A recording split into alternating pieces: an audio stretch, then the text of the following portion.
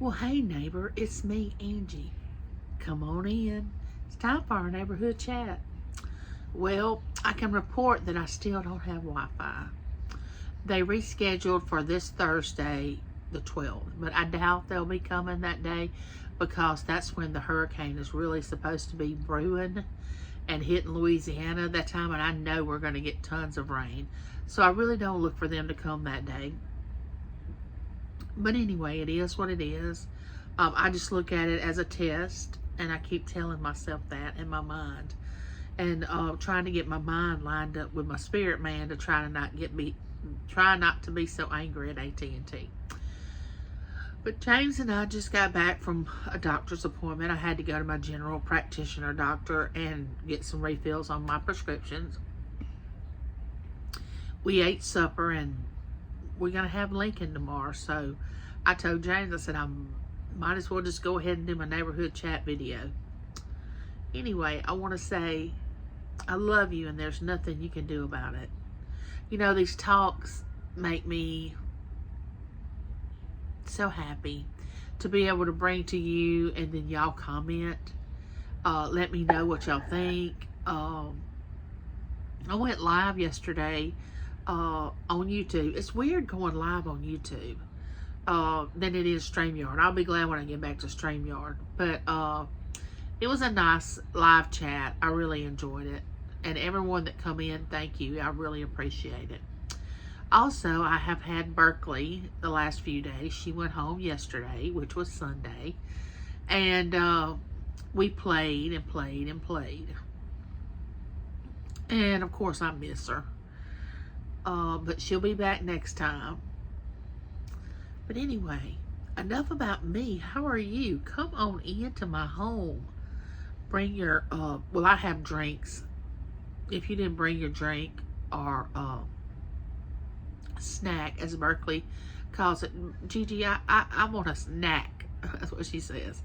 So go up there and get your snack and your drink, and come on back here. James is up front watching TV, so I can't film there. But anyway, let's get on with our chat.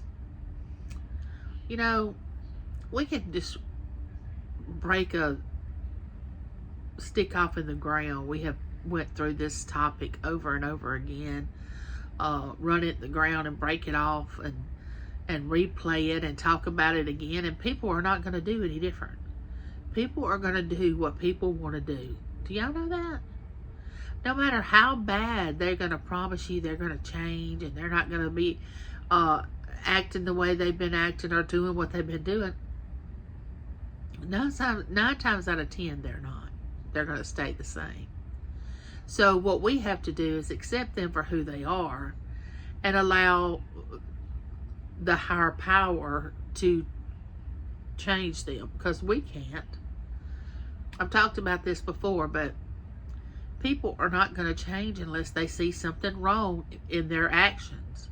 And a lot of people don't see anything wrong in the way they're acting, so they don't want to change. They think it's you that has the problem. Why is that always like that? You know, some people you confront, oh, it's not them. You have the problem. They're just as happy as they can be the way things are, but you're not happy. But do they care? No, they don't care. As long as they're happy, that stems along with the lines of selfish, self-centered, and narcissistic, but that's a whole nother video. But I would tell you to just realize that change is good. Change is not bad. I don't know why people always say, oh, I hate change.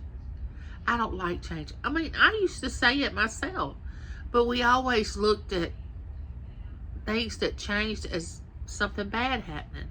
But what I didn't realize as a younger person, change was happening every day that I lived, another day. Something was changing. It may not have affected me like it would if it was something tragic or, you know, something that was really uncomfortable and I didn't really want it to. So, you know, we're changing all the time. Except some of us are not changing our attitude. I mean, we could care less how we treat people. We don't care. You know, some of people on YouTube just want to hurt other people's feelings, pretend that they're friends with them when they're not, bully them. This is the one that gets me. Act like they're happy and they're really not. I mean, just be who you are. I mean, they have these YouTube channels and they get in front of the camera and they just start acting like they think somebody wants them to act, instead of just being their genuine, authentic self, which a lot of people don't know that. They don't know who they are, so they can't be their authentic self. And sometimes they think their authentic self is boring. But what you don't realize is that's what people really want you to be, because they can see right through you. I mean, if you come on this camera and you're pretending, people see it. I don't want you to think they don't, because they do. They may not see it right off the bat, but they eventually see that, you know, it's all this acting and pretending. But why don't people want peace in their life? I don't understand that, because I'm willing to give up anything to have peace in my life. And a lot of people aren't, because they still want that control over people. Can you imagine? I don't want to control anybody but myself. I don't want that responsibility, and I sure don't want to make somebody care about me or like me or make them be my friend or guilt them. I mean, what does that mean? If you have to do that, they're not really your friend. They don't really care anything about you. You're just bullying them. I don't know what people's, all their motives are. I wish I knew, because if I did, then I could maybe say something that would wake people up and let them realize that just be yourself. If you don't know, start meditating and praying and say, who am I? We spend most of our time trying to keep up with the Joneses. You know, have what they have, want what they want. And then the other half, we're jealous because people have more than we do. We don't have enough. Well, you know, the choices that we have made in life has caused us to be where we are today. Now, I do realize there are victims, and that's something that happens to you that you have no control over. There are victims out there. But the majority of people just have made bad choices. And, you know, we all have. I've made bad choices. Bad choices. But I've had to live with the consequences of those bad choices. A lot of people don't want to deal with the consequences. They just want to do whatever's bad and just act like they didn't do anything. Or when they decide that they feel guilty about it, they want it to be over with. But you don't put the ball into play, and it's going to have to play out now. It's going to have to run its course. So be careful how you treat people and what you say out of here, because all that's going to come right back to you. If you're planting good seed, you're going to get good seed. If you're planting bad seed, you're going to get bad seed, and it's going to come back to you. And then you're going to be crying and whimpering and all that, thinking, what did I do? What did I do? But deep down, you know what you did. You know the things and choices you have made that have been selfish and self-centered. Stop doing that. And stop enabling people that are like that. I mean, surround yourself with positive. Now, I understand that people go through things that they can't always be just, oh, happy, happy, happy. But 9 times out of 10, when someone is at peace, they're 98% happy-go-lucky all the time. And then there's that 2% that just hits them. You know, something tragic happens, a death, a divorce, a child gets in trouble at school, you don't have any Wi-Fi, you know, that 2%. And you have to deal with things. But the last few days that I have, the last few weeks that I have dealt without any Wi-Fi, I've realized that I can live without it. Imagine that. I don't like it. It's uncomfortable, and I really don't like it. But I can live without it. And see, that's what most of us have not quite comprehended or grasped, that you can live without a lot more than you think you can. You can live without a lot of things. But we don't want to. We've got too comfortable in what we have, which material things could be taken away from us in a blink of an eye. And then we'd be all devastated and pouty because we'd put all of our faith into stuff. I mean, what is that stuff? It's just stuff. And then you have people that's putting their self in relationships that don't even matter, that people don't even care about them. They're in these circle of people that are just using them, and they are spending 5 and 10 years of their life, and then all of a sudden it dawns on them one day, oh, I don't need to be with these people. These aren't my people. Well, you've wasted 10 years of your life unless you've learned valuable lessons through all that. Now, if you've learned something through that 10 years, that you stuck with the people that you knew what your people, then that's not a total loss. Sometimes you just go to school on the hardest things. You know, you spend 10 years of your life at something, and when you finally get out of it, you're like, well, why did I stay so long? Well, don't worry about it. Just act like you went to school. You know, you got your degree, and you're fine now. You're ready to live your life. Because ultimately, that's what we all need to do, is just live our life. Wake up in the mornings, thanking the good Lord that we're alive, asking Him to lead our steps and guide us through the day without planning all this stuff. We start planning I used to when I worked. I started planning, the night before I went to bed, I started thinking about, okay, how is my day going to start tomorrow?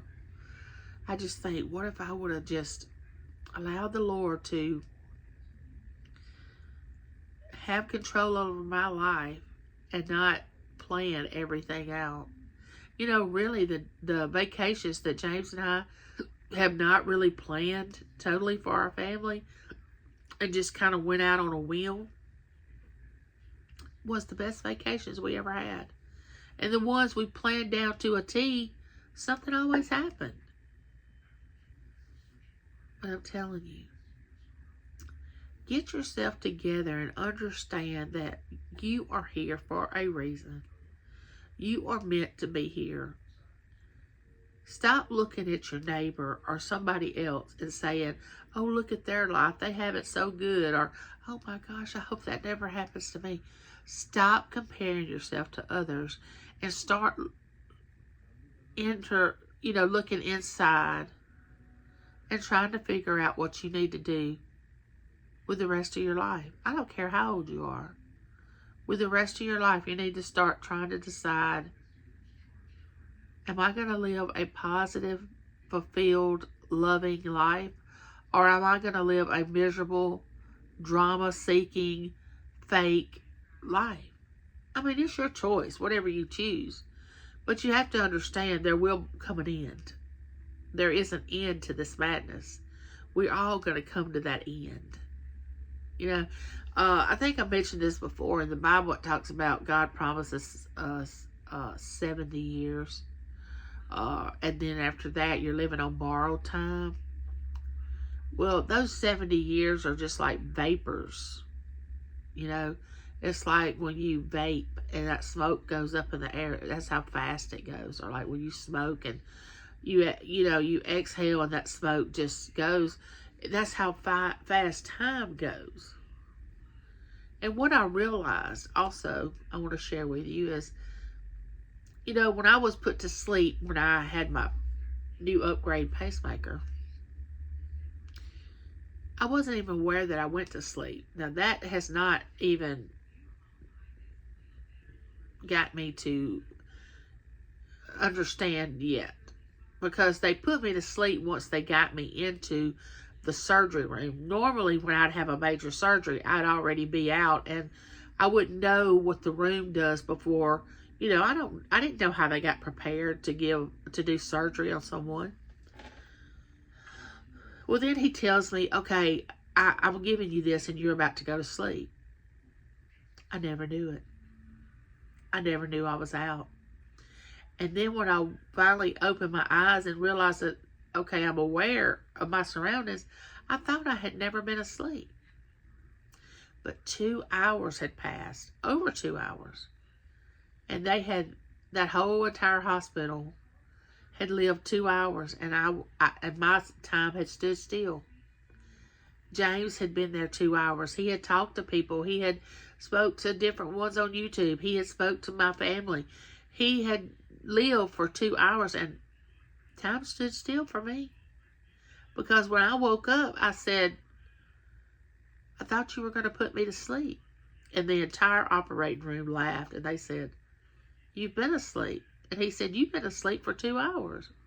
And I said, no way. He said, yeah, I'm closing you up right now. It's going to take about 8 more minutes and we'll be finished. So you can stay awake. It's not that big of a deal now.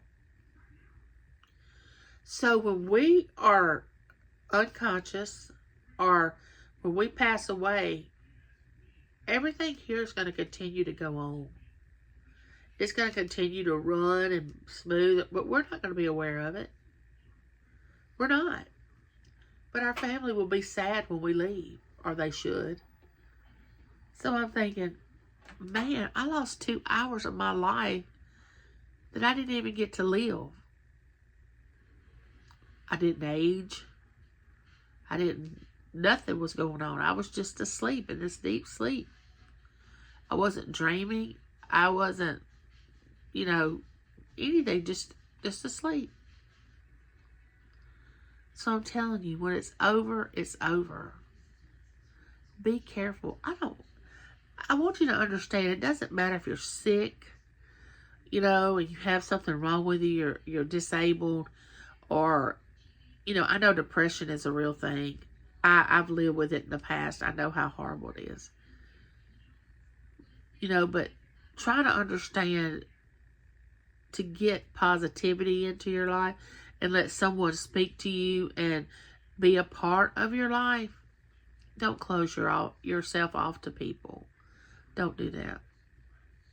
I know it's hard to trust people. And you can only trust a person to a certain extent. And then they have to earn it. And it only takes them a split second to lose it. You can love somebody and not trust them. And you can trust somebody and not love them. Not be in love with them. Love is a choice. Of course, we know that. And that's what I can't hit home with you all enough is love is a choice. And you may say, no, Angie, it's not. But it is. You can choose to love and you can choose to forgive, because forgiveness is not about the other person, it's about you. Forgive them. They're gonna meet karma. Things are gonna be happening because they made the wrong choice and they hurt you. Go on with your life and have peace. And I can't say this enough. Embrace people. Now, I'm not just saying go out on the street and start hugging and loving on everybody. But when someone puts someone in your path, embrace them and try to help them. Doesn't mean you're responsible for them. That's kind of why we don't want to get close to people as we get older, because it becomes a responsibility. And responsibility is the ability to respond to your circumstances. A lot of us don't respond to our circumstances. We respond to everybody else's. We try to take care of everybody else's business and not our own. But take care of you. Get up and try to change something in your life that you don't like. If you don't like it, change it. If you don't like the size you are, change it. If you don't like the way your hair is, as a matter of fact, I'm getting a haircut tomorrow. So I'm going to be glad of that. But always know that this is just a vessel, that our real person lives inside. This is not who we really are. Now, we should take care of it, yes. Take care of it to the best of our ability, but we have to know when we're not in this body one day and it's nothing but a shell, we're going to go on. What's inside us is It's going to go on because we're just living in this right now. We're just living in this body. But one day it's going to get old and decrepit and sick. And it's just going to wear out. And I don't think y'all think about that enough. Do the things you want to do before it's too late. Go places. See things. Find a relationship. Make friends. True friends. And with that being said, neighbor, I'm your friend and I love you. And there's nothing you can do about it. Like, share, become my neighbor. Ring that bell so you'll know the next time I'm coming to you with a video. It's been nice talking to you, neighbor. I always enjoy you dropping by. Bye, neighbor.